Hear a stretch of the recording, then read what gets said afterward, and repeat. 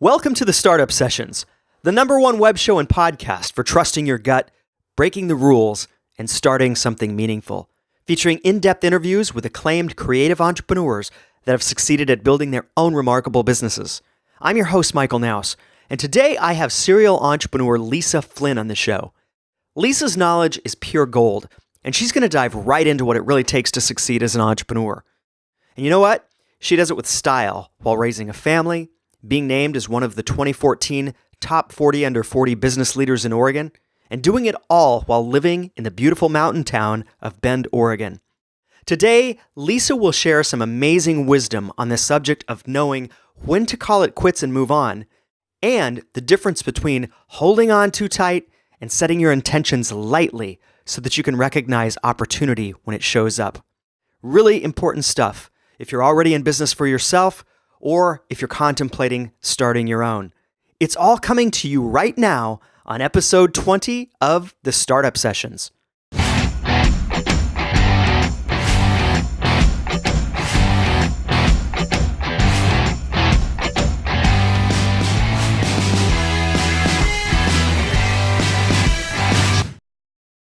Hello, everyone, and welcome to this week's episode of the Startup Sessions. I'm super excited today to have with us Lisa Flynn. I'm very excited because she is, by definition, a serial entrepreneur, someone who's lived and breathed entrepreneurship through several renditions of her own companies. So welcome to the show, Lisa. Thanks for having me, Michael. Yes, absolutely. Lisa is from a place that's really near and dear to my heart. She's from Bend, Oregon, and I spent a little time in Bend. I got to live there for about a year and a half, and it's such a gorgeous place. It's tucked up against the Cascade Mountains, and it gets lots of sunshine, and it's just a wonderful place. So you're lucky in that you get to live in this amazing part of the world, Lisa. I'm sure you realize that. I do, and I will not argue with you. It's a blizzard day on the mountain today, so Nice. we get that a lot. Yeah. The reason that I have you on the show, Lisa, is really, I think you exemplify what it means to be a true entrepreneur. And you also have a family, a husband, and you've got all that going on in your life too. And yet you seem to pull it off with style. And that's what a lot of people are afraid of, honestly, is, how do I maintain these other things in my life and still be an independent entrepreneur and do my thing? So we want to talk about that today. But first, I want to introduce Lisa and tell people a few things about her. She was recently just awarded one of the top 40 under 40 business professionals in Oregon award by the Portland Business Journal. So congratulations on that. Thank you, and thanks for not acting shocked that I'm under 40. I appreciate that. That was the most common reaction. Really? How'd you sneak in under the bar? Right. Did you lie? Did you lie about your age? No, fake ID to make me younger. Yeah, don't tell anybody. That's got to be our little secret. Our little secret, and everyone who watches. Exactly. So that's a big award, and I think you're probably the first person I've ever talked to in person or known that's ended up on that list. I just know that that's a big deal. I've been around long enough to know that I don't know what they look for, but I know it's a big deal when someone makes that list. So I'm happy for you on that. Thank you. Yeah, I know. Also, you founded a company called Whippersnapper Studio after finding out that you just wanted a better solution for getting your own kids right through photography, right? Exactly. It was a classic "there's got to be a better way" story. Yeah. So I had kids, babies, and they were 2.5 years apart, and took them to get their pictures taken, and just was like, are you kidding me? There's got to be a better way to do this. So, and I did, I think, what most entrepreneurs do, and I just assumed that there was a better way, and I just hadn't found it yet. So I went out looking, for the right studio to go to, and surely, as a new mom, I just, didn't get the memo, and I found that it just didn't exist. And the portrait studio model really hadn't changed from the days, when we were kids, and we all know that I'm under 40 now, so it wasn't that long ago. But you had like the awkward, smiley posy thing, and and this was in 2004, 2005. So digital photography was, really taking off at that point, and studios just weren't keeping up. They weren't giving you digital files, and so basically people would get the bad photo, and then they would scan it with their low quality scanners and then, Yeah. share them anyway. So like it was a bad photo made even worse. And I just thought that there had to be a better way. Yeah. And that was a dangerous statement for me, because next thing I knew, I had a full business plan and was looking for space and launched Whippersnappers. Really just, I mean, I'd done a lot of market research, Yeah. but really launched it on a theory and a hunch that I thought that it would work. Oh, that's fantastic. I love that. So that was just one thing you've done. I mean, looking at your LinkedIn page and other things, you also founded a crowdsourced content editing software company. You've done so many things. I mean, I can't even begin to recap it all, but you're most recently in an entrepreneurial role as VP of marketing for Manzama, a sales and consumer intelligence software company. We're going to talk about that a little bit today too, because you guys have a new service / product coming out that's specifically geared for small business owners and entrepreneurs. So we definitely want to talk about that a little bit more. But you've got an entrepreneur's resume, like bar none. Like you're the entrepreneur's entrepreneur. So I'm super excited about that, because most of the people on this show have not been an entrepreneur for most of their career. They've come out of the corporate world and they've made that transition, which that's important too.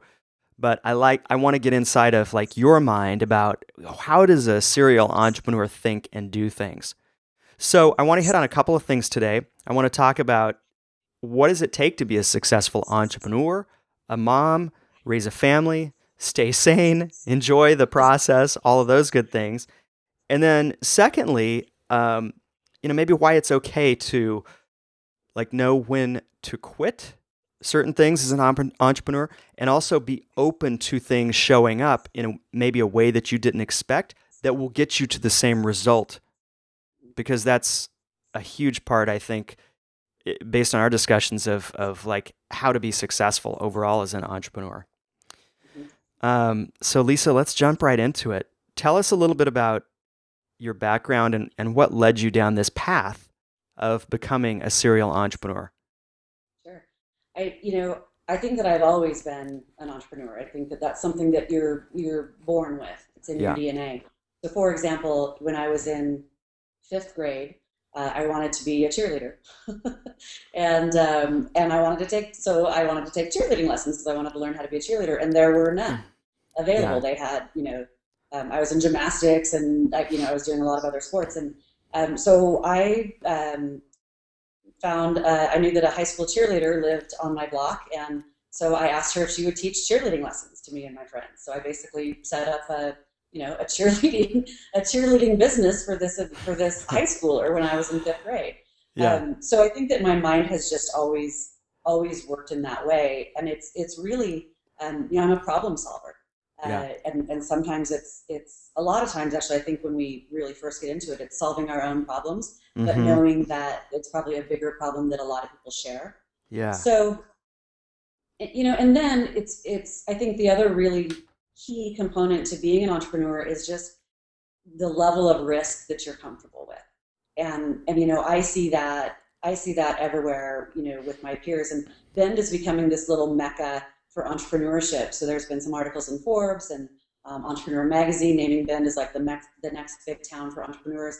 And when you think about the psychology of it, it's not surprising, because entrepreneurial types tend to, like to overdo things. My dad always used to say anything worth doing is worth overdoing. And I obviously took that to heart. So we work hard and we play hard. So it's not surprising that where we can, ski or board or kayak or, do a lot of crazy type, mountain bike and rock climb on Smith Rocks. I mean, it's not surprising that entrepreneurs are drawn to Bend. So I guess to answer your question, I think I was born an entrepreneur. Yeah. And then I think that there are things that I probably did along the way that helped me, hone my skills. But really, I think that I was okay with the risk from the beginning. I saw a problem, I wanted to solve it, and I was okay making that leap. And that's just sort of, that's just who I am. Yeah. So does that answer your question? Yeah, it does. It does. Yeah, I'm always just curious, and I think other people are too, as to like what, a lot of people have this, I guess, preconception, misconception, whatever, what an entrepreneur is or is not. So I always like to hear like your version of what that means, So thank you. You also brought up an important point too that relates to, I think, lifestyle and entrepreneurship, because I've spoken to a lot of people having worked in technology and worked for companies and people in the Silicon Valley. A lot of people think, gosh, that means picking up and moving to the Silicon Valley or moving to Seattle, or like I can't be in a small town and have my family and lifestyle. But you've clearly done that. And that's cool to hear that Ben's kind of getting on the map as this little entrepreneurial mecca. And I know other smaller communities like Boulder have kind of done that thing too, right? But what's been key for you to kind of like having that dream lifestyle of being an entrepreneur, having a family, living in a small mountain community that has, I've lived there. It's great. It's small. It's family friendly. People are great because everyone's excited to live there and be there. How have you pulled that off? It's a good question. And I think that technology is making it easier now for sure. There was a time, when I was fundraising for my software company, that I was literally commuting to San Francisco from Bend. And thankfully now that's a jet that takes that route, so it only took an hour to get down there, as opposed to the prop plane where you couldn't hear for 2 days after landing. But so I think there are two things. One is I've sacrificed, and I think that all entrepreneurs do in some way, shape, or form. I don't have a lot of time to spend with my friends. I don't really have a lot of hobbies because everything, after I've spent time with my family, and been present for them. I have 2 boys who are 8 and 10, so they're pretty busy. Then pretty much everything, your passion, which is your business or whatever business it is at the time, becomes, really, it can be overwhelming. And I talk to entrepreneurs now about, make sure that you don't lose your friends and that you don't lose your hobbies, and that, that you have this balance. And so that's the second point. A lot of people talk about, how do we find this work-life balance? And, we talk about that a lot with entrepreneurs, especially just because the amount of work that needs to be done that typically is falling solely on their shoulders. And I've even spoken on panels about work-life balance, because obviously being a mom and an entrepreneur, and a venture-backed entrepreneur, which is that kind of raises the stakes, that takes it to a different level. And here's the thing, I don't think there is a balance. I don't think that you can do it. So once I gave up trying to do that balance and just said, here's work, here's my life, let's just toss them together, roll them all up, and then we'll roll with it. And that's what worked for me. So I don't have specific, I know some people say, I work from 7 a.m. to 6 p.m. and then I shut it off and I don't do any more work because then it's family time. That doesn't work for me, because when it's your business, when you have to have a light on pretty much all the time. If something, if a server goes down, if a PR disaster is starting to flare up, you can't say, I'm in family hours now and I can't handle that. So so you have to just be flexible and allow room to move there. So I'm tempted. It's 55 degrees out today. The sun is shining. I'm tempted to go pull my kids out of school and hit the mountain, and I can do that. And then I can, but then you have to come back, I'll be working then from, 5 to midnight tonight.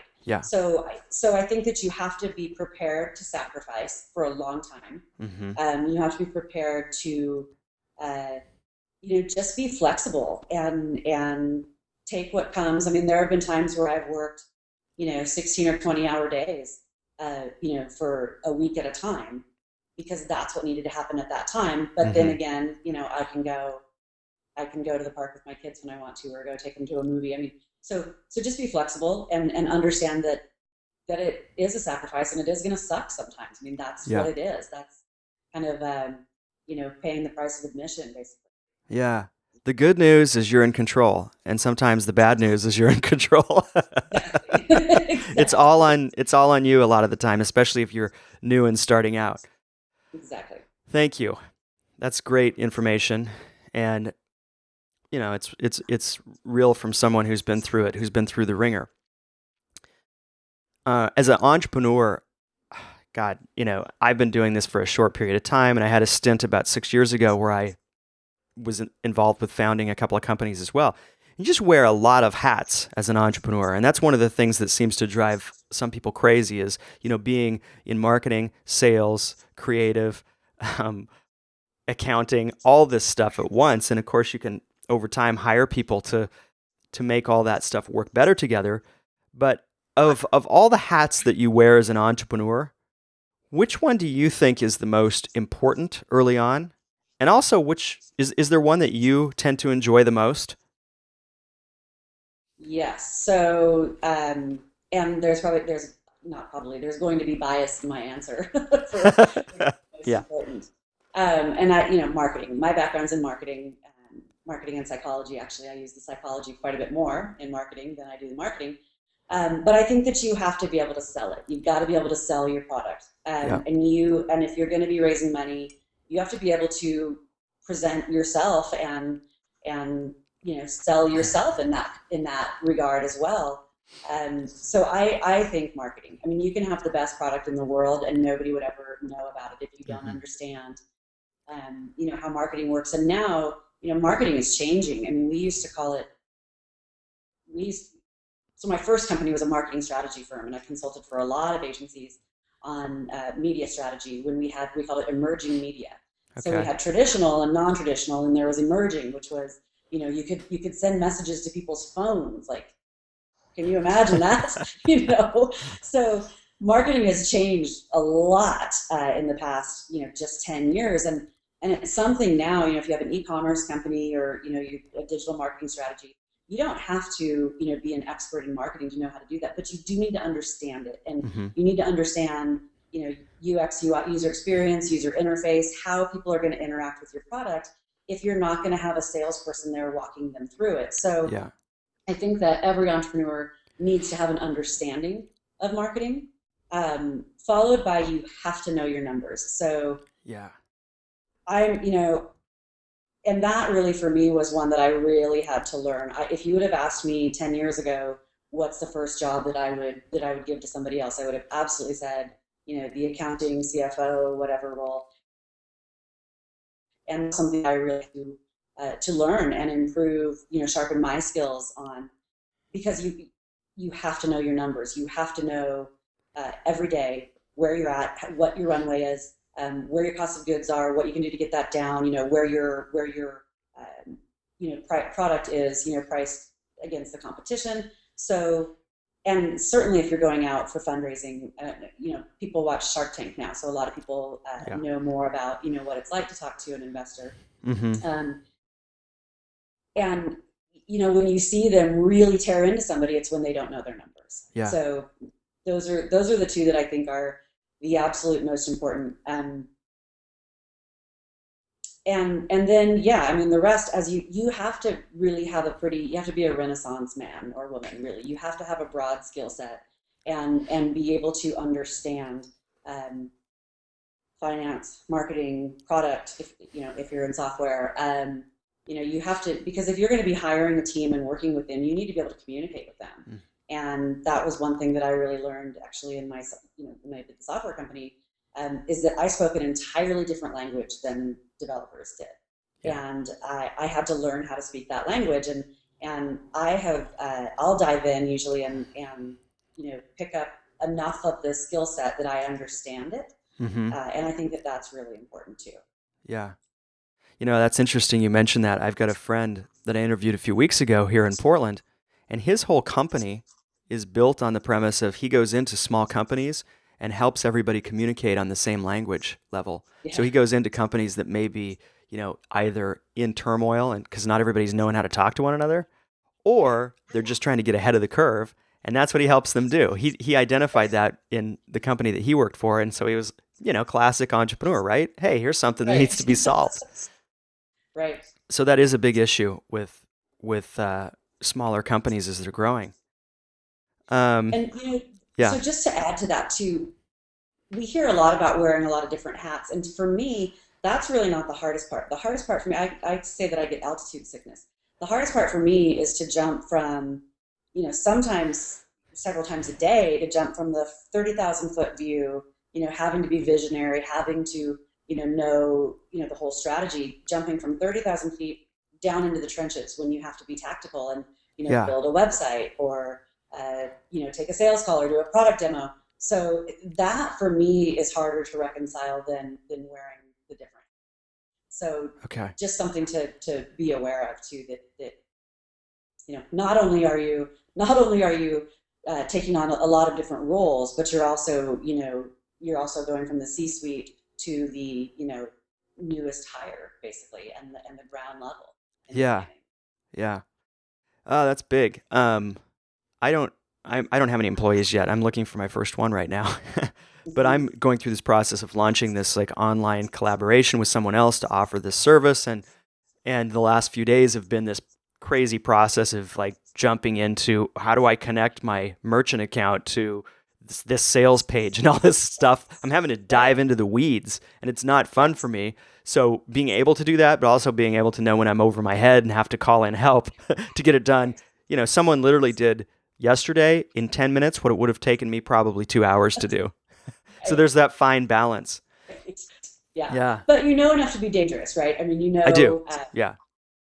Yeah. I know enough to communicate around, what needs to be done and how that needs to look. And that's huge. That's important.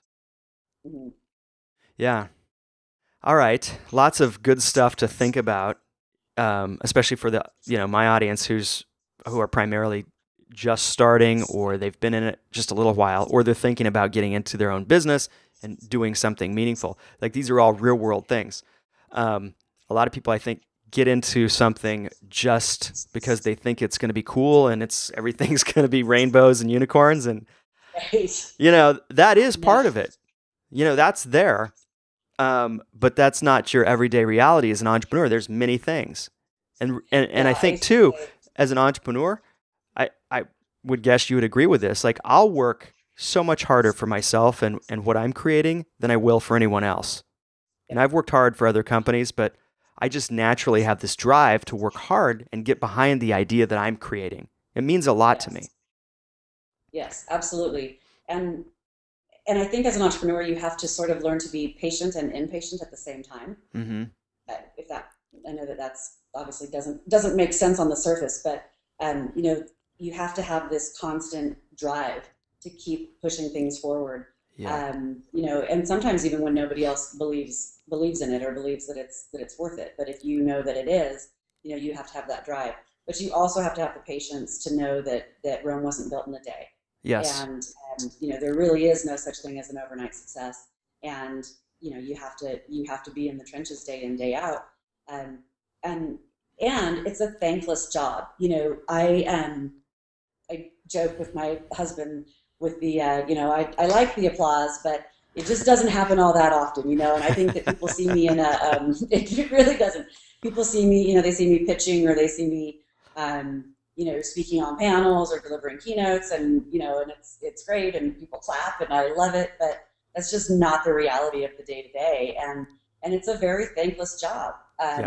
Because there's nobody there, because you're, when in the beginning you're it, right? Yeah. So you get the thanks and you get the reward when you start to see people, when they identify with the idea, with your idea, when they like the solution that you've come up with, and then as it grows, obviously when people start using it. I mean, I remember as I franchised Whippersnappers, and I remember, and I was worried about, diluting the brand and if it was going to still, hold tight as they opened in Texas and California. And I saw a blog post from somebody in Texas who I had never met, and she said exactly what I would have wanted somebody to say about Whippersnappers. And that was like, those were huge applause there. I mean, so it's those moments that you just that you really have to hang on to, because they don't come around that much, and you have to be confident and secure in what you're doing, that you don't get worried if you don't get that positive feedback continuously.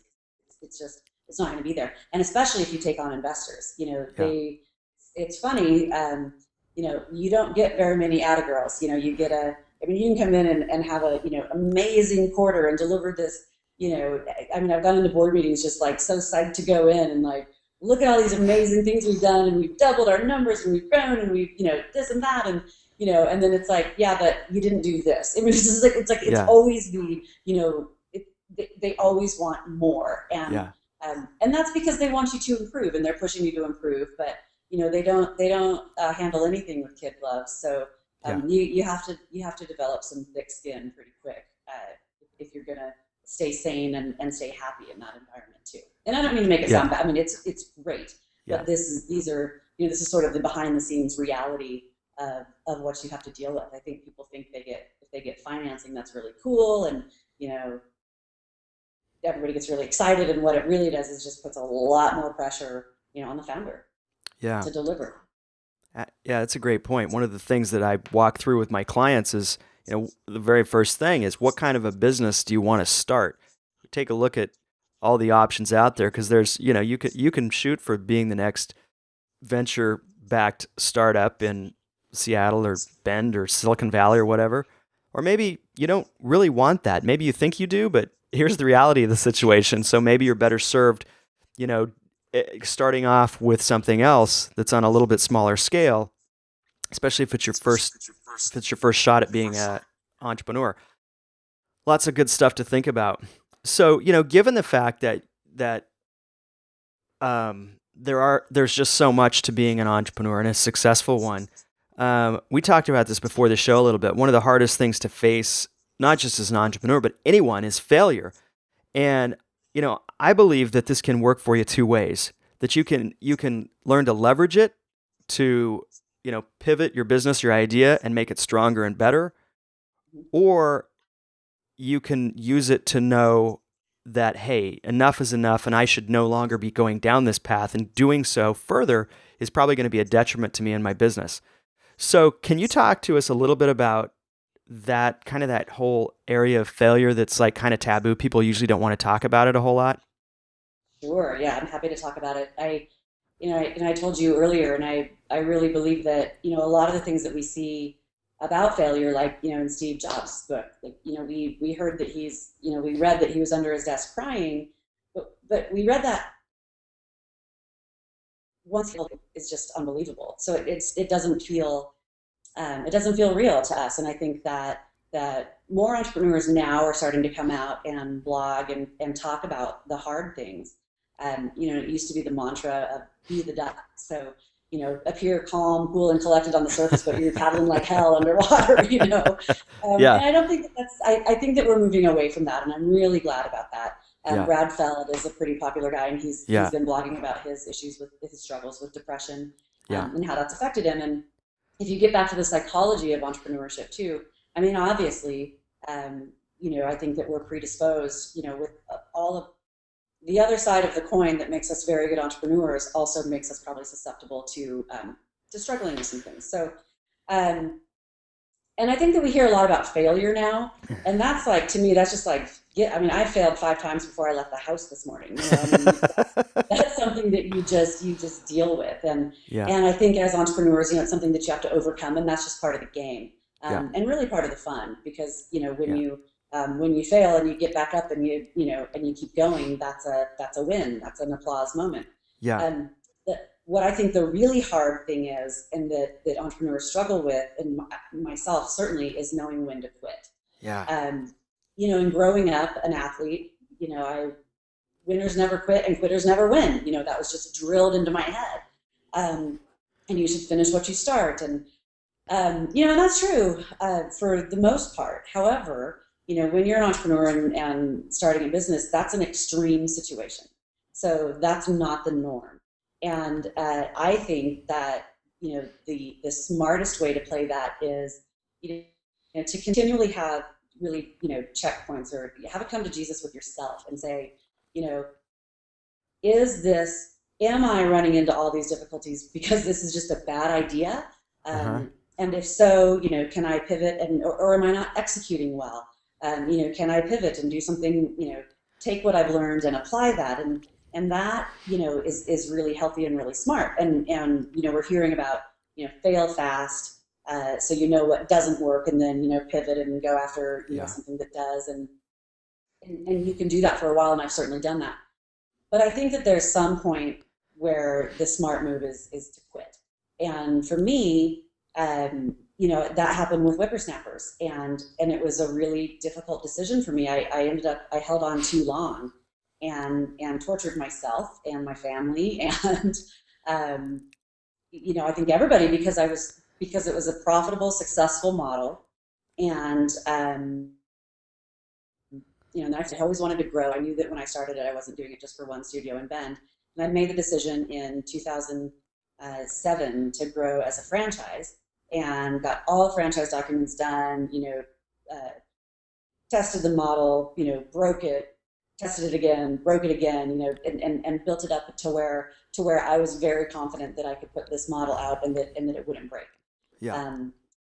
And it took about a year to get all that done, and so I was ready to franchise at pretty much the worst time possible, in our recent history. So yeah, tough time. we went from people being able to walk into a bank and walk out 15 minutes later with $150,000 to people putting their money in their mattress. I mean, pretty much overnight. So that was brutal. And kind of the good news, bad news. So I mean, I had a line of people. I had a great press and business week. I had we were one of the up and comers in the franchise world, and I had a line of people who wanted to buy a franchise, and they just disappeared overnight. Yeah. And so that was difficult, and but you grab your bootstraps and you get up and you keep moving. And kind of the good news, bad news was that we sold franchises. So, but we only sold 3. So it was enough that I was in, but it wasn't enough to really fully support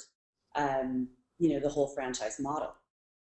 And what happened at the same time was I had basically worked myself into a position that I really didn't like. I like to build, and now as a franchisor, I was training and maintaining. And I learned at that time a very important lesson about myself, and that is, if I don't have any problems to solve, I'll actually start creating problems. Oh, interesting. So and that's important to know. And now I don't put myself in that position anymore, and I'm really upfront with people that I work with, and especially like coming to Manzama now. This is the first time that I've worked for somebody else in 14 years, and I was really upfront with them in the beginning. I'm like, I'm a builder, and once everything's done and set, I'm out. Like that, then it doesn't work for me anymore. And they totally got that. But with the whippersnappers thing, I held on for too long. I think that I wanted to. It was hard for me to shut down a profitable model. Yeah. And but by holding on too long and then starting the software, the crowdsourcing, content software at the same time, that was like fatal error number 2, basically. Mm-hmm. So 1, quit when you're done, and you don't have to have a reason why. If people quit jobs all the time, and they move on and they do something else that makes them happier in their life. And I think as entrepreneurs, we do have a responsibility to our employees, and we have a responsibility to our customers. But I think you have to know, when to say when. And by me holding on too long and trying to, and I tried to sell the studios. It was just a brutal time even to do that. In the end, the lesson I learned was I should have quit, 2 years before I did, probably. And that it's okay to quit. And sometimes that's the smart decision. And so but I think that it's it's an interesting, for competitive people, who entrepreneurs typically are, and, we're go, go, go and overachievers. We don't want to quit. I mean, that's kind of, to me, it's the, failing is something that happens to you and that you can recover from. Quitting is a choice that you make. And, and those are 2 very different feelings, and I think that they're perceived in very different ways. But I really want to encourage people that, and think about it. If you were talking to, a good friend or your child even. If one of my sons came to me and said, I joined this club and I'm just really not liking it. It doesn't feel good when I'm there, and um, I just it's just not what I thought it was going to be. And I was super excited about it when I started. And so, we put this time commitment in, and we made a commitment to the other people in the club, and we paid money, and we did all these things. But, I'm just like, I just don't feel comfortable with it. I would not tell them you have to stay in it. Mm-hmm. I would say, well, then it probably wasn't a good fit, probably not the right move, and let's, figure out how we can gracefully remove ourselves from that situation. And I think that that's, something that we just need to keep in mind as entrepreneurs. And, especially with a startup, we build things up, it's our whole world. Mm-hmm. But if you step out of that and explain to people, it's really funny how quickly they move on. I was really worried, like, what will people think? What will people think about me? And if I'm not a successful entrepreneur, then what am I? And I just kind of went through that whole, like, I beat myself up for weeks about it. Yeah. And when I finally said I'm done, and started telling people that I closed the studio, their reaction was like, oh, well, what are you doing now? It's like, moving on. I'm like, oh my God, I was stressed about that for weeks. I lost sleep, and like it was just not a big deal. So I hope that helps. I mean, I really think it's important to, and then obviously learn from those experiences and take those into the next, to the next venture. And it's funny actually, the one of the co-founders of Manzama said in a meeting yesterday, he said, I think that we all have one Yahoo in us. And so you need to think really hard, about, is this your Yahoo? And I love that. And I love that, and I think that that's something that entrepreneurs need to think about. And if it's not, then, shut it down as gracefully as you can and go find your Yahoo. Yeah, that's really good. That's just such a great topic to think deeply about and to be aware of. I've had the same issue back at the same timeline when I was investing in real estate. I ignored a lot of what was going on and just kind of kept going. And as a result, I had some negative consequences happen to me financially. And it was just for me, it was a lack of awareness on my part, just kind of ignoring the signs, both internal and external. Right. And I learned a lot from that. And even you mentioned Shark Tank earlier. One thing I love about that is, you've got this panel of, 5 or 6 experts that are serial entrepreneurs, and they'll look at someone and say, hey, maybe it's just time to like button this thing up and try something else. And people will hang on so tight because that's their baby and they're so invested in it. And typically it's someone who like that's their first run at something, and they just you can just see it in their face, like that they're not going to let it go. They're going to push it as far as they can, and sometimes that can really like wipe you out. So absolutely, it's a very important thing to talk about. Thank you for sharing your perspective on it. One more follow up on that, Michael. When you said that, it reminded me of a visual that I got and a realization, during that time when I wasn't letting go. I mean, you can literally have like a death grip, on this business, and I think that like when you said that you ignored signs. I mean, I think that as an entrepreneur, as a startup entrepreneur, you have to do that, right? I mean, not everybody's going to be totally aligned with your vision in the beginning, and it might be a little bit crazy. It might be a lot crazy, and you have to be okay, to be going against the grain, but you also have to maintain a little bit of sanity and say, maybe they're onto something. If everybody is telling me that this, that I'm crazy, maybe I should take a step back and look at this. And I have a visual that I keep with me now, and I think about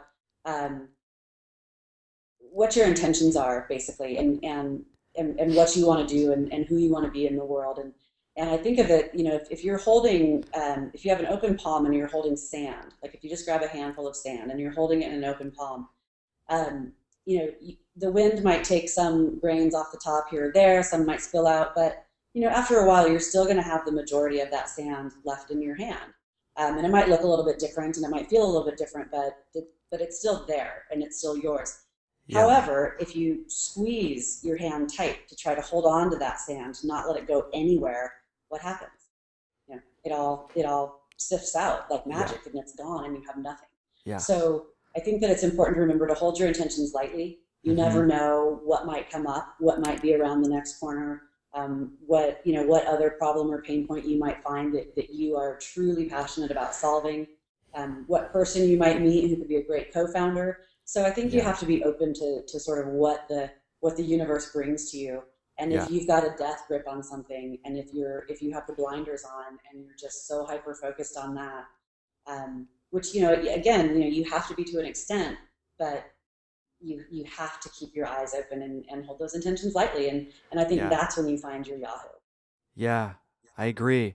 And as you go through the process, I've found that you begin gathering like startup or entrepreneurial intelligence. You beginning to make smarter and better decisions as you gain that experience and as you listen to people who've gone before you, like yourself.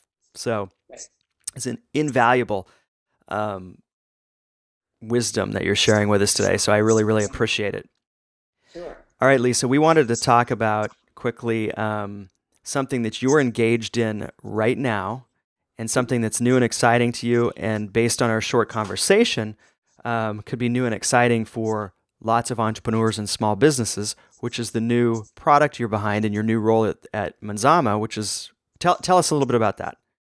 Sure. So Manzama, funny story, we actually competed against each other in the 2010 Ben Venture Conference when I was fundraising for whippersnappers, and they beat me. So turned out 4 years later, this is a classic, if you can't beat them, join them tale.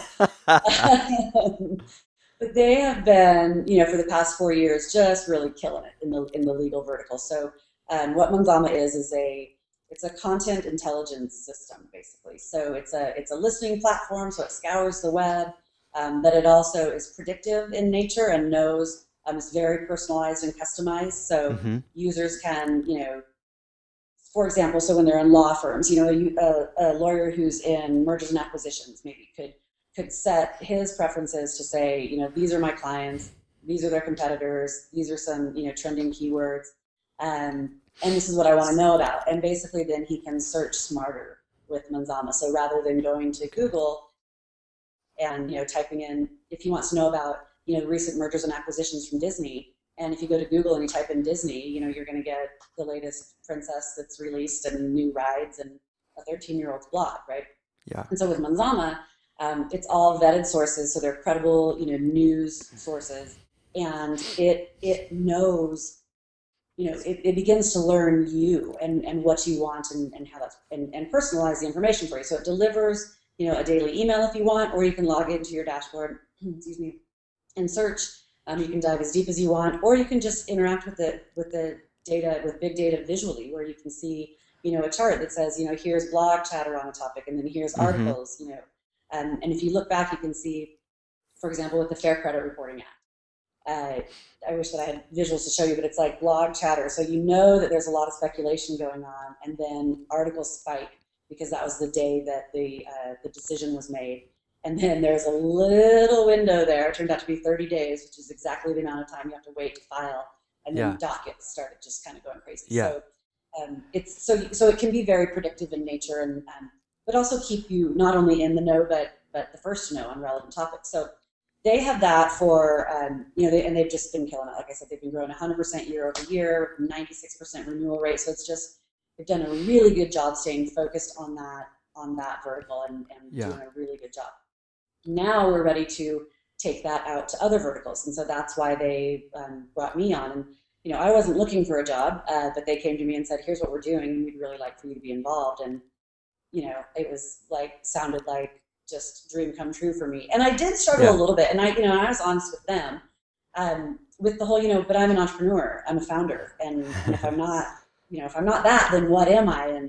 And they said, you can still be really entrepreneurial here, and especially in this role.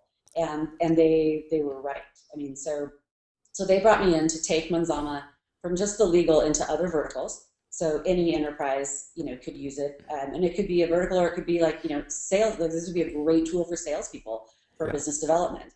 Yeah.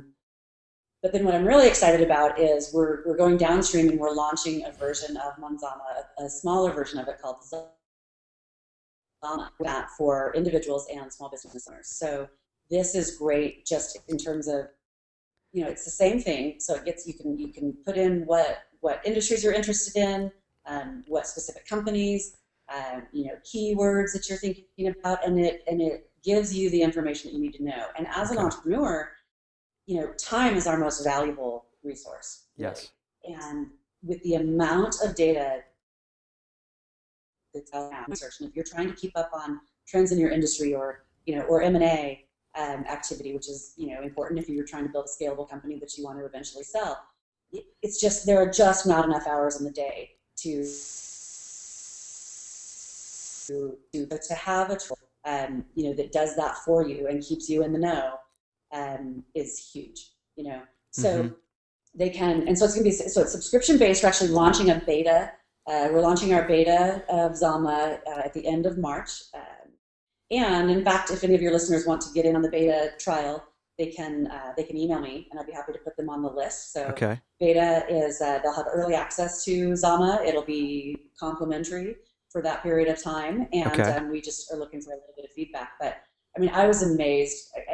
I was really sold on the product, the first time I used it. It was just night and day between a Google search and looking for information and search. And that was just the search, functionality, not to mention the rest of the stuff that they're doing. The other great thing that Zama does for individuals and small businesses is, we all talk about becoming thought leaders, and you have to get information out there, and you have to blog and do all these things. And sometimes the well just runs a little dry, on what you're going to talk about or what you're going to say. And Zama is great at sourcing that content for you, or showing you, really what's trending, in your specific category. So if you want to be one of the first people talking about a particular topic, Zama's the way to do it. So that's a really exciting component for me as well.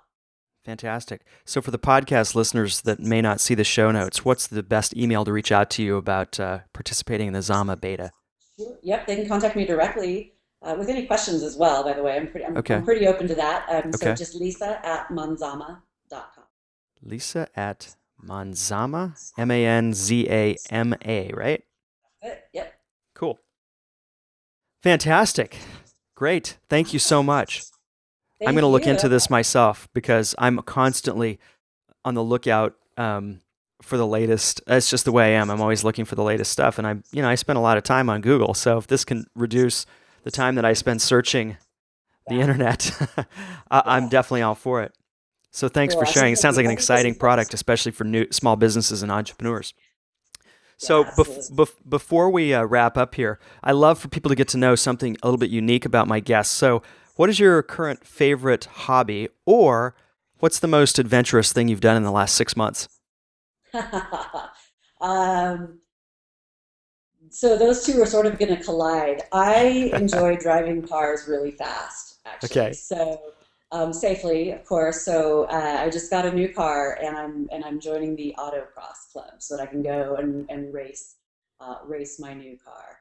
So that's my sort of crazy hobby. That's awesome. Okay, well, you got to tell us what car you got now. So I mean, if you're going to be racing this thing, we got to know. Yes. Well, her name is Baby, as in no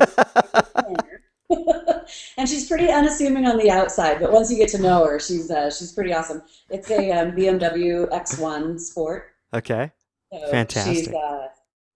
She's pretty fast and fun. I went to a conference called Food for Thought, which is for entrepreneurs and innovators from all over, and they keep it a pretty small, intimate conference, and it's awesome. I would really encourage people to check it out. Yeah. And it's all about sort of pushing your limits and being innovative. And so one of the activities they do is they take us out to the BMW Performance Driving Center for half a day, and we race cars. So I've been to that. I've been lucky enough to go to that conference 3 times.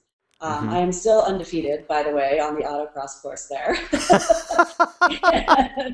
And I was just hooked. I was like, so I set a goal for myself, actually, and when I achieved that goal, I was going to get a BMW. So Yeah. So I'm very happy to have baby in the family. And it's just awesome. It's really fun. That is exciting. Thanks for sharing.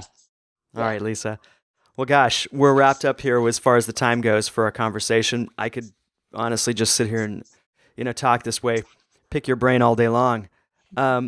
Thank you so much for taking time out of your busy day to spend it here and, just share so many great insights with entrepreneurs and people who are thinking about starting their own businesses. It's so great. And Great. Thank you for having me. I hope that's helpful. It's very helpful. It's extremely helpful. It's helpful for me, and it's, I know it's helpful for others too, because I constantly every week get feedback from people who listen to and watch the show. So I really, really appreciate it. This has been great. It's been a lot of fun having you on the show. So until we meet again, thank you so much, and take care. We'll see and hear everyone on next week's episode of the Startup Sessions. Take care. Bye-bye. Bye. Hey, if you enjoyed this interview, be sure to go to thestartupsessions.com and sign up to have the latest interviews delivered to your inbox weekly. All of these interviews are also offered on video at thestartupsessions.com, or get the audio version via the Startup Sessions podcast. Just hop on over to iTunes and subscribe to the podcast there. Thank you so much for listening and watching. I know that your time is valuable, so I do my very best to provide the most inspirational and actionable content for creating a meaningful business. I'll see you on the next episode of the Startup Sessions.